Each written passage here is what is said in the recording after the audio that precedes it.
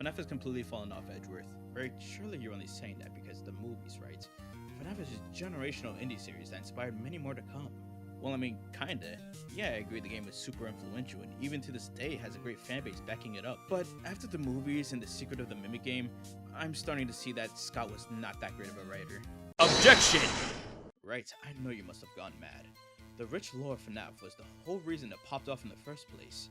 Fans constantly were banded together to solve the mysteries and put together the timelines of the franchise. Well, yeah, the lore is pretty good for the most part, I'm not denying that.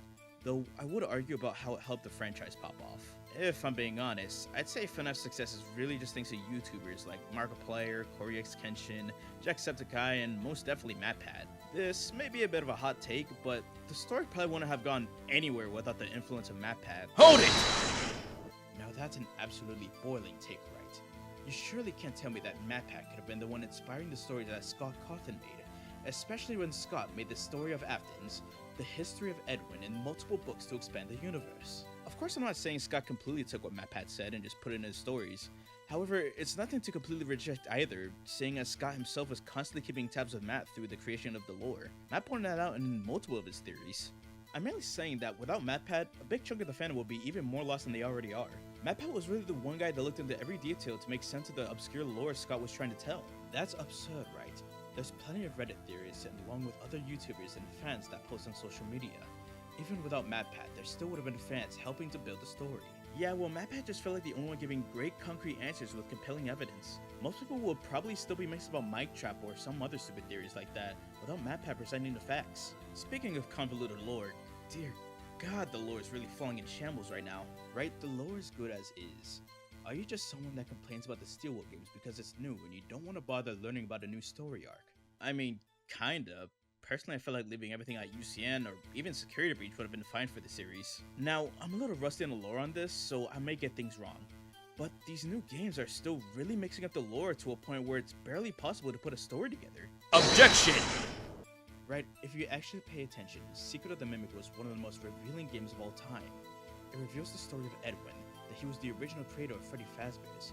It explains why the animatronics in Security Breach hunt you, and much more. Objection! I can agree it shines upon the history of Freddy's, but there's still many plot holes that are left unpatched. Like, I can appreciate the new gimmick of the reason they hunt for you being corrupted AI, but remember we're supposed to tie this in with the Scott era of the games. It makes things more confusing on whether things are attacking because they're AI or because of haunted children. Like the Sodom Moon, the original animatronics, we don't have a confirmed answer about the Nightmare animatronics. Going on with confirmed answers, there are many things that were never explained. Like, what was the crying child's actual name? Who did the Bite of 87? And what the hell is in the box in FNAF 4? That box is supposed to be an analogy, that sometimes you shouldn't look too deep into things and just let a story be a story. You see, Edgeworth, I'd agree with that. If the whole series wasn't about looking deep into details to know what the story is, then Scott has the absolute balls to claim he forgot what was in the box. Sir, you made the damn series! What the hell do you mean you forgot? Anyway, I'm gonna move on before I get stuck on that. Finally, I think the series mostly fell off because it became less scary and catered to children. Objection!